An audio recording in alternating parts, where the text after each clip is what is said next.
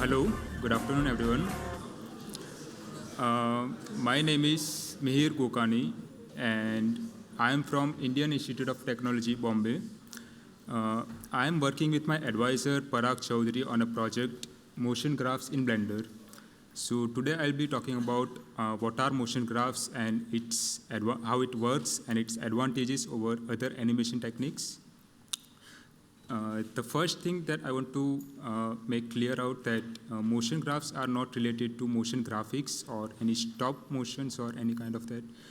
It's an animation technique that I'll explain now. So to begin with, there are several alternatives today that we use for animating a 3D character. The first one is keyframing. We are all familiar with it because Blender provides a native support to keyframing. Not only Blender, but many other graphic software also has support for keyframing.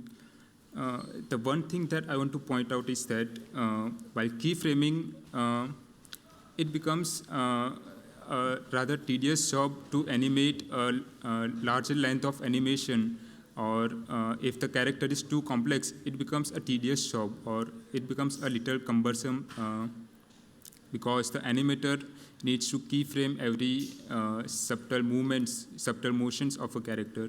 And to bring the realisticness in the character, he needs to work out more.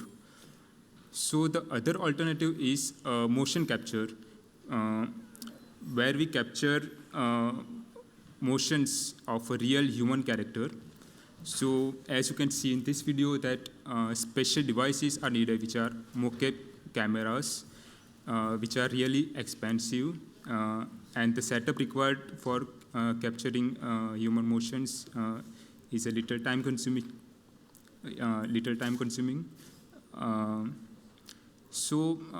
There are several freely available motion files online. Entire motion datasets are available online, such as CMU mockup database, which you can download.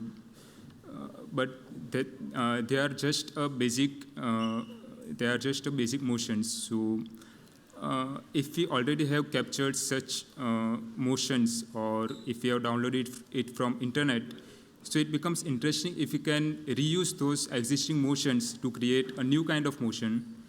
So that's what motion graphs are. So the idea of motion graphs are very simple.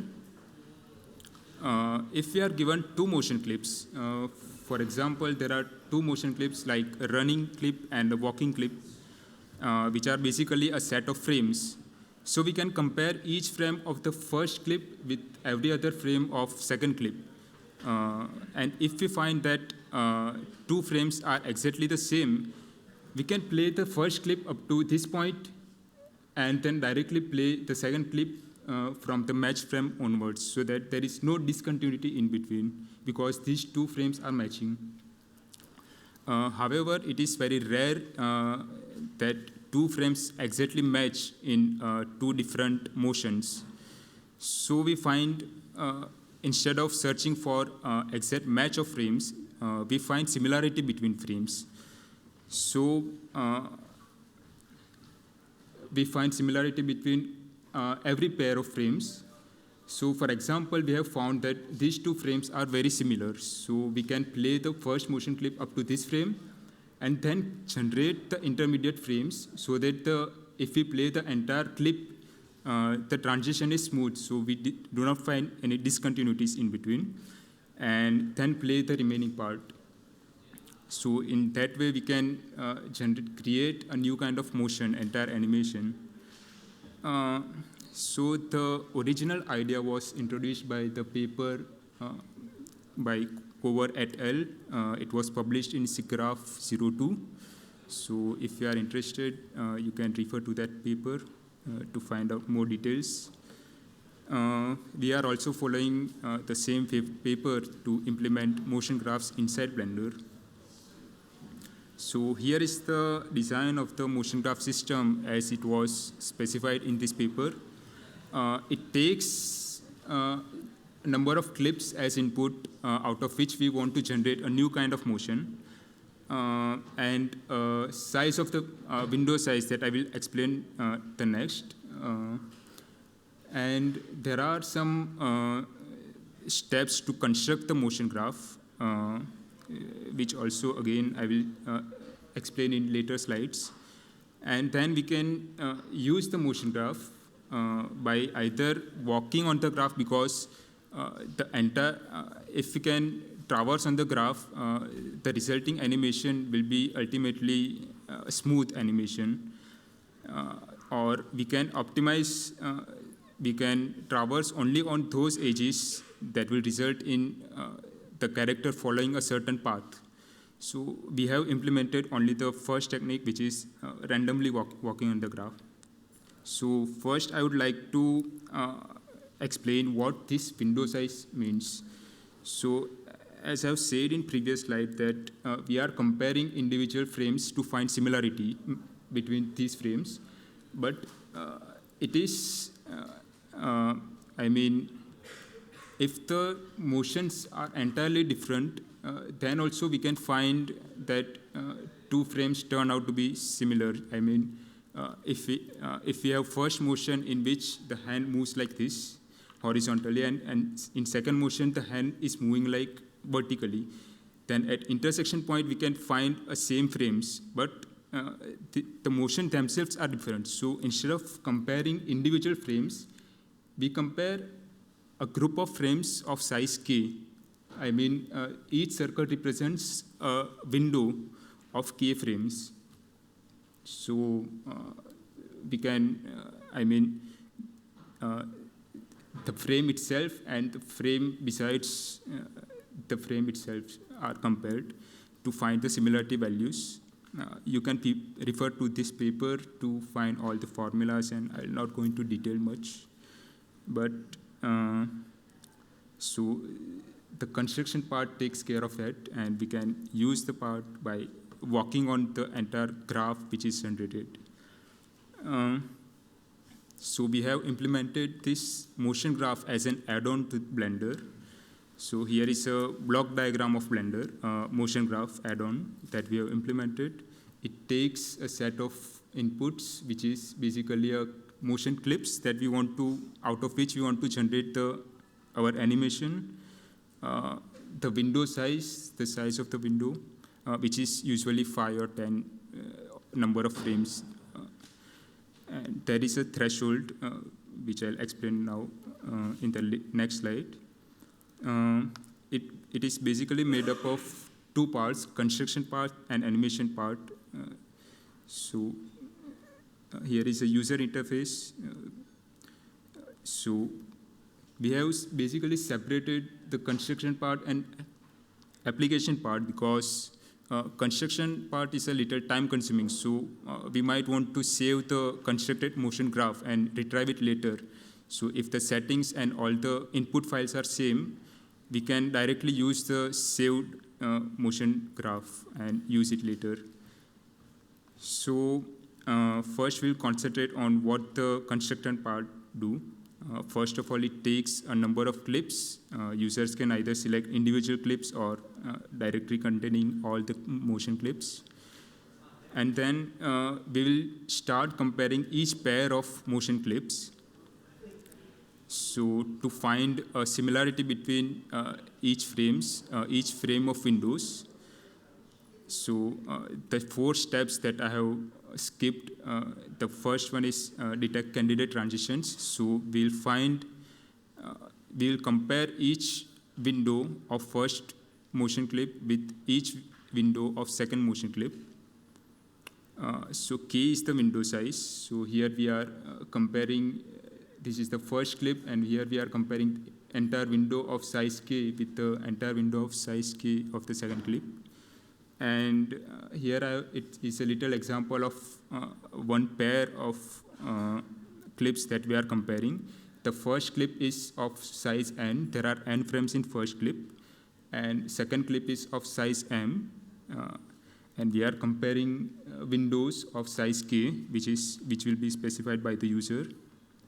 So the entire similarity matrix will be plotted like this, where each pixel represents a similarity value, and the white pixel represent frames that are very similar to each other.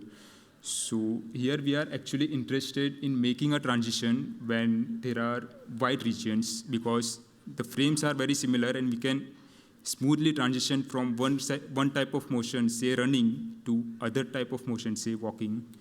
So we are only interested in white regions. So simple technique of getting all the white region is thresholding. So we'll apply the threshold value, that is percentage of by which the frames are matching each other. So all these red points show all the thresholded values. So for example, transition may happen at this point from the first clip to the second clip. So the first clip will run from here to here, and then the remaining part will run from here to here. Then finally, we want to, clean up our graph. So this may represent a constructed motion graph, where this is the first clip and this is the second clip, and all these dotted lines are arrow transitions. So we may want to clean up the graph because it may contain some dead ends. So if we traverse up to this node, we can't go to any other edges. So our animation stops there. So we don't want that. So we can eliminate the node and edges that connects to that node, or any other nodes which are actually not needed, because the animation only, so there is only one outgoing edge. So the animation only follows this path. So we may also want to remove that node. So we are using Targent's algorithm to clean up the graph. And finally, so here is a little optimization that we might follow, because since the entire matrix, similarity matrix, is a symmetric matrix, so the similarity between clip I to clip J is essentially a transpose of similarity between clip J to clip I. So we might want to compute it only once and get its transpose to get the other similarity matrix. So we may cut short on the time and resources.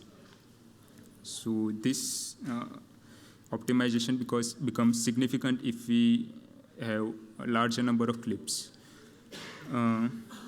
Okay, so if finally when the progress bar reaches 100%, we may want to store our motion graph, generated motion graph. So it's an optional step, but if you want to apply this motion graph to in different situations, you can retrieve it later if you have stored it at the time of construction. So there is an option to store and retrieve the motion graph. There is also an option to view the similarity matrix. So here we can get a list of all the similarity matrix. For example, here I have chosen a similarity matrix between walk to run motion and a run motion.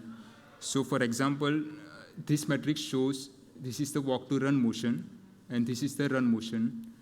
So you can verify that this matrix is correct because the white regions are, there are more white regions in the run part of walk to run motion because it matches with the run clip itself. So there are more white regions in the upper half of the matrix. And because the walk part of this entire motion does not match with the, or matches less with the run motion. There are less white regions, so it is obvious because we want to make transition to run motion. It's the another example of similarity matrix from run motion to run motion itself. So you can see that it is a square matrix and it is a symmetric matrix. So, and here is a different color scheme just to plot the similarity matrix. So we can get more insight into what are the similarity values. I'll explain what the color scale of this plotting is in the results section. Okay, so next I'll explain about the application part. We have constructed the motion graph.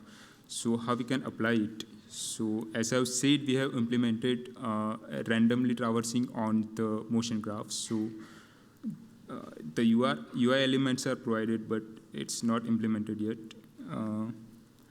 So user needs to provide the entire length of animation, how much the resulting animation they want. For example, the number of frames. Then there is a switch option. So switch option specifies that the transition should not happen to the same clip again. So if there is a run motion and walk motion, the first priority is given to the run to walk motion or walk to run motion, not the run to run motion itself. So the switch motion is for that. And the most similar motion is for the transitions will not be selected at random, even though the option says it is random, but only to the mostly similar frame of windows, the transition will happen. So the smoother transition, it will result in the smoother transitions, right? So finally, we can apply the animation. Here are some options while applying that for debugging purpose, that the follow camera constraint will be applied automatically, or the skeleton will be scaled according to our environment.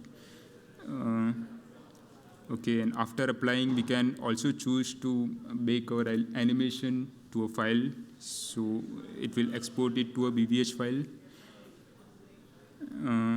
Some options, quick options are provided, which are timeline options. You can either choose to options in the timeline, or directly if you are in console view, you can directly choose the options from here. So here is a results section where we have inputted 4 motion clips. One is walk to run, run to walk, and walk. And we are comparing the similarity matrix between, for example, walk motion to a run to walk motion. So as you can see here, that the scale is green. The green areas are for very similar frames, and the red regions are for very dissimilar frames. So here, all the red regions, we do not make transitions to any red regions. So since it is a run to walk motion, the run part of this motion has a red regions rather than the walk part. So it is obvious because we are comparing with walk motion. So walk motion will be matched, will be similar to the run to walk motion. And here are some of the statistics that for K number of frames and threshold of the 10%. So for constructing a motion graph, it took 62 seconds. And for creating the total length of input clips were 431 for all the 4 motion clips. And the resulting animation was 13 seconds for 1,000 frames. So, and approximately 73 seconds took for creating an animation of 4,000 frames. So here is a result. It's an image, but it's a capture of the results that we had. So here it's in walking motion now. It will transition into walk to run, and then running motion, and then run to walk, and then again walk. So actually I should, should show you a demo of this. I have already constructed a motion graph. Okay. So I'll be creating of 1000 output frames. And I have specified the switch option because otherwise the run motion will match to run motion itself more than the walk motion, because it will have more similarity between frames. So we can't see the different motions that are happening inside. So we can apply this motion.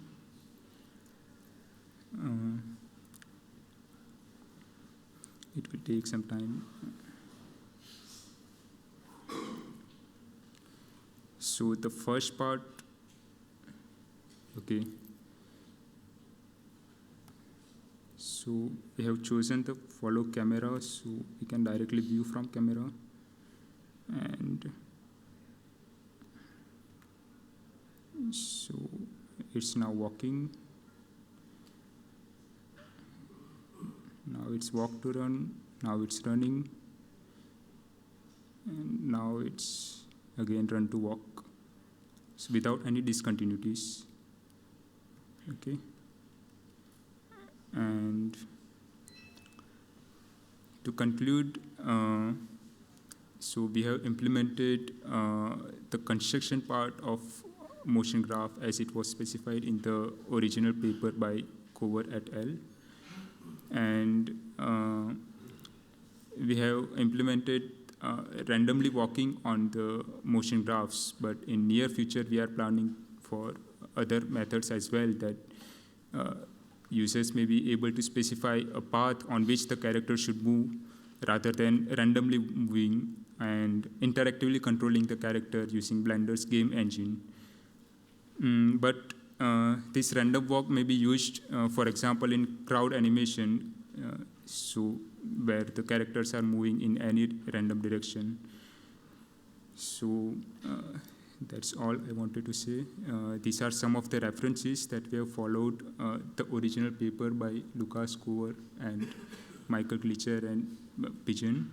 And the other paper was also, these two references are for theory, and we have also got reference from the Blender's wiki. And I also want to thank the author of BVH import export file.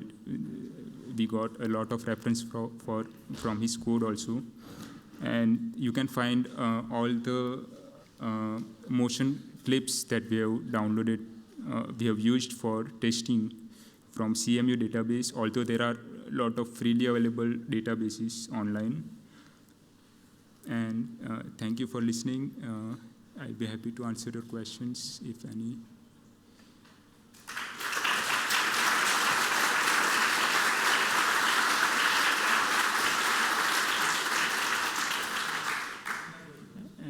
Any questions? Yes. Length of the transition is number of frames that we are comparing. For example,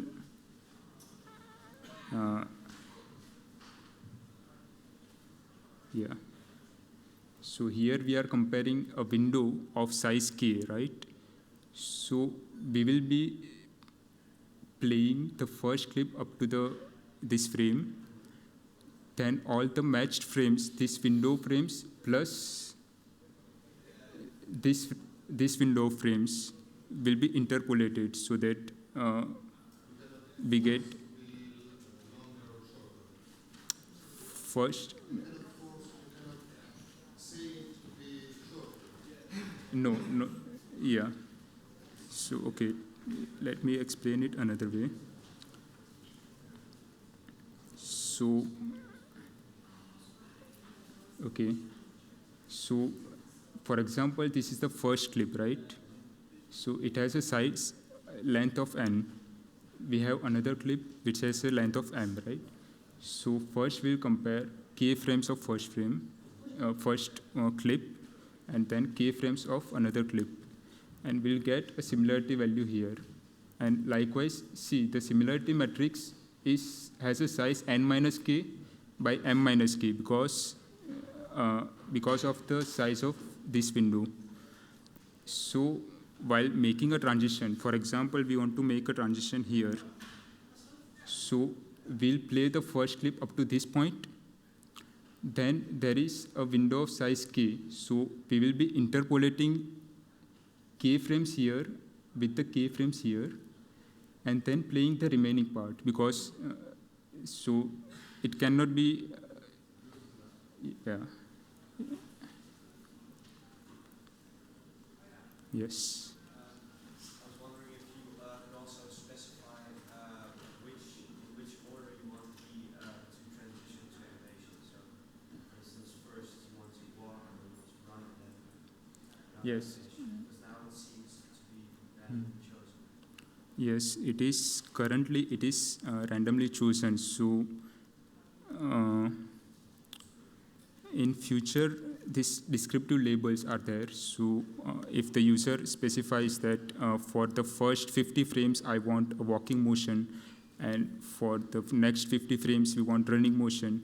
So it's yet to do, but so it will be done by descriptive labels. So users can label each frame that for 50 frames, only walk motion should be constrained.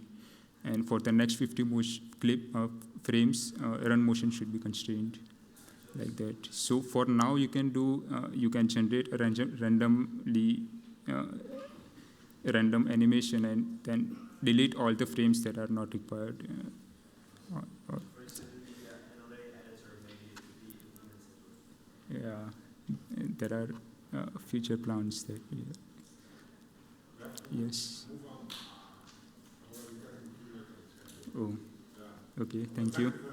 Thank you so much.